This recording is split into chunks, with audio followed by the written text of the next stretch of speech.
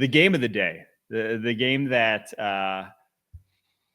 I did not see coming. I predicted this, if you'll remember on the show, I predicted that the Cowboys would win, but I did not think it would be in this fashion. The Cowboys beat the Eagles 24-21. JP, what's your big number from this one? My big number for this game is negative 0.39. That's the Eagles' EPA per play in the second half. Of course, a lot of that is due to the 2 fumbles, but this is a trend for the Eagles in the second half. This is their 7th game this season with a negative EPA per play in the second half. This is not something that just randomly happened. This happens to this Eagles offense a lot more often. Again, the Eagles took a lead 21-0, or I believe it was 21-7 going into halftime. Most times the Eagles are able to lean on their run game, and they're able to finish out these games by just grinding games out. But against this Cowboys team, the Eagles had an 18.8% success rate on all their runs. That is the lowest that they've had this season. It is the lowest of the Nick Sirianni era. Like, we're reaching, yes, this team is what, 8-3, 9-3? Yes, they're 8-3. Great record, still in contention for a Super Bowl. This offense has problems. And they have major problems that I don't know if it's going to – I don't know if these problems are going to get solved this season. It felt like they were finding something with Jalen Hurts in the design run game. They were working in the passing game early on early downs in the first half. And in the second half, they just turtled. They tried to run the ball to put the game away, and they couldn't run the ball on the Cowboys. And that's a big issue going forward, because that's how you're supposed to salt games away in the second half. You're able to run the ball to victory. And that the fact they weren't able to do that against the Cowboys, this is starting to feel very 2023-ish.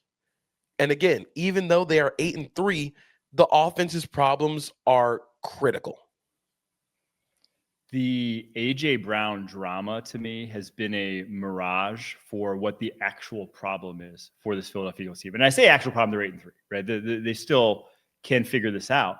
But the actual problem is Saquon Barkley had 22 yards on 10 carries.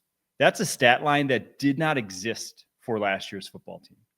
The team that won the Super Bowl, the team that got over the hump finally for them, ran the ball very effectively, never had games that looked like this. They could ice out teams. If they were up 21-0, you probably weren't, and it was the second half, you probably weren't going to get 3 possessions the entire second half to even come back on last year's football team. That's not the case now. They don't sustain drives because they flat out just cannot run the football. This is the 5th time this season Saquon is under 3.0 yards per carry in a game. It happened once all of last year. That is just so far and away not the Philadelphia Eagles team that won the Super Bowl last year. I mean, everything, it's hard because things don't look too dissimilar, right? The talent, the headline names are there. Jalen Hurts is there. Saquon's there. Lane Johnson's there, although not in this one. But, like, you have a lot of the same guys. It just is not working. And for a number of different reasons we've talked about on this podcast, we don't have to rehash all of them, but it's worth just reiterating. That is the biggest problem. That is what's stopping this team from winning the Super Bowl, is the fact that they flat out are one of the worst running games in the NFL. Not last year's. They are actively a terrible rushing offense. And I think for this Eagles team, not being able to run the football is so drastic for them, because when you think about how the Eagles want to beat too high, they don't throw quick game. They don't really do the RPO stuff a lot. When they want to lean into it, they can, but they decide to go away from it. When Kellen Moore came over, they stopped really doing all the exclusive RPO and screen stuff after the debacle with Brian Johnson. But if you're not going to be able to thrive in quick game, and if you're not going to run Jalen Hurts as a designed runner in the offense when the run game is struggling, there's no way you can survive. There's no way you can survive in an offense built like this one, where you're hoping for A.J. Brown, Devontae Smith hope balls to move the ball and be explosive downfield, and you're still struggling to run the football. I think part of it is Kevin Patullo, part of it is Jalen Hurts, but this is what this Eagles offense is this season. We just have to come to a realization that this offense is not going to be the reason that they win the Super Bowl. It'll be because of the defense, and then they get timely plays. But this offense needs to figure out how to be sustainable on the ground, and I think it's getting Jalen Hurts involved in the run game. That's the only other thing they can do. They've tried everything else. Truly is. That's it. That is because this year we're 11 games in. 2 of them, Saquon's had positive EPA on his carries. 2 of those 11. I think we can say that. And, that was against the Giants was the last time that happened. It was against these bad run defenses. That's not who you're going to face come playoff time. So you are going to have to find answers, and that is the only answer, in my opinion.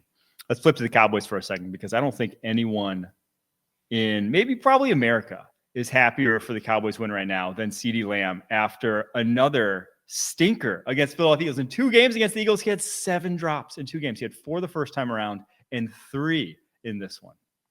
What a game from Dak Prescott and George Pickens. I mean, Yes. George Pickens was arguably the best player on the field when the Cowboys had the ball.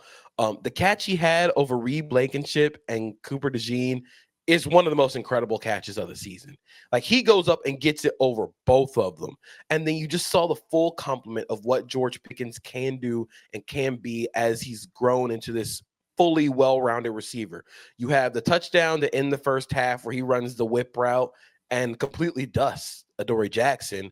And then you have all the slants, the deep overs, the dig routes Dak Prescott's hitting them on.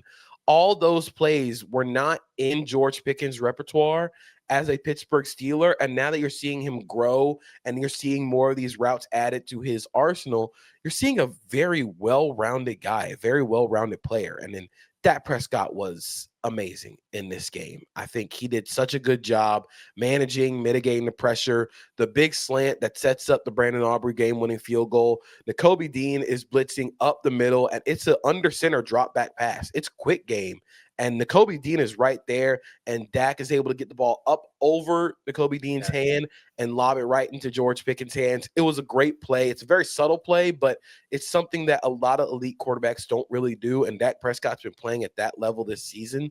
So when you get both those guys playing at that level, when you get CeeDee Lamb making his timely plays, he had a bunch of drops, but he had a lot of timely moments. And then I think Brian Schottenheimer called a really good game and kept this team steady. So when you have all the offensive keys and you have the stars playing the way they are, Dallas is just going to be really hard to beat.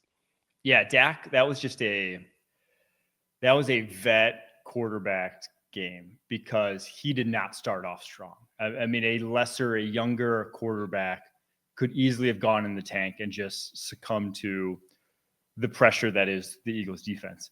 But I love that final play because I think a lot of times when we think about arm angles and we think about sidearm throws, we're like, oh, yeah, the guy's dropping down doing that. He had to go up. He had to go up high because the normal angle of his throw would have took him right into, Nakobe Dean's helmet or Nakobe Dean's hand. That was not an easy pass. It was open, but that is not an easy play to make. That's not even just to attempt that throw with knowing that you're about to get popped after it's coming. So, yeah, that was great. And George Pickens, man, is he better than CeeDee Lamb?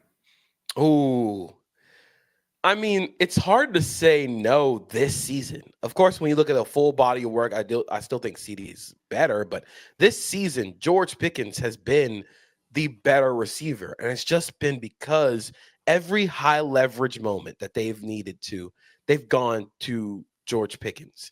He has, of course, received a lot less attention from CB1s because of CeeDee Lamb, but it sort of operates in a way, it sort of operates similarly to T. Higgins and Jamar Chase, where Jamar gets a lot of the attention from opposing defenses as the CeeDee Lamb, and George Pickens just feasts on one-on-ones. Like, he was eating Adoree Jackson alive. It didn't matter who was out there. Even after Adoree Jackson got hurt, he was on a roll. And I think that explosive ability, the ability to go up and get the ball, it's just such a cool compliment to what CeeDee Lamb already brings to the table.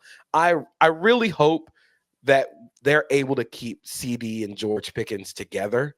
I know that's going to cost a lot of money, but they're just so cool, and they work so well with Dak Prescott. At the very least, is he the best? Is whoever is the Cowboys wide receiver too? Because obviously this year, I mean, it kind of has been CeeDee Lamb in terms of just statistically. But whoever's a wide receiver 2, is it the best wide receiver 2 in the NFL?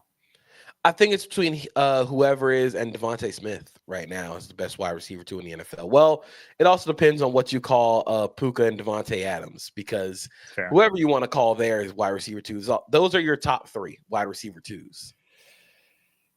I'll take it, George Pickens. Yeah. At least contract year George Pickens. You tell me a year from now, George Pickens, we might have a different story. But contract year George Pickens, yeah. I mean, not only like the catch over Cooper DeJean, the route had him like 5 yards past anybody. He had to come back for that throw to go get it. It brought the coverage back into it. He's just on a different level right now. If he would have caught that, it obviously was coming back anyway. But the sideline one, he went for a one-hander on that. What was it? The one got called back for a hold. If he caught that, that would have just been like an all-time performance from George Pickens in that game. Alas, it gets called back, bounces off his hand. But what a performance for the Dallas Cowboys. They are now 5-5. Keeping their playoff hopes alive a little. Still on the outside looking in, very much so, but a must win, and they get it done. Did you see the Elijah Clark forced fumble and the full play on the punt return? Okay. Yes. That is one of the best plays of the season. Yes. It's going to get shown in every high school football like film room. This is what it means to actually go win football games and be a winning NFL football player. So, punt return, Elijah Clark gets absolutely like rocked. Like he is getting pushed to the ground multiple times on this punt return. He keeps getting back up and he's continuing to run down the field incredibly hard. And you just see Xavier Gipson like sort of find a crease, and Elijah Clark meets him, boom, forces that fumble that swings the game. I don't think Dallas didn't score on that drive, but to me, it was the play of the game.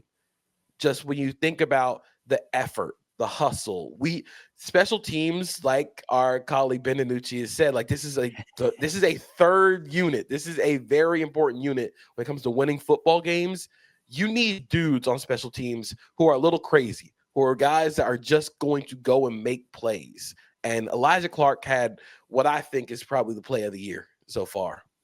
It didn't obviously win them the game, but after that play, it was like, oh, the Cowboys are going to win this game. It is what it felt like after that play.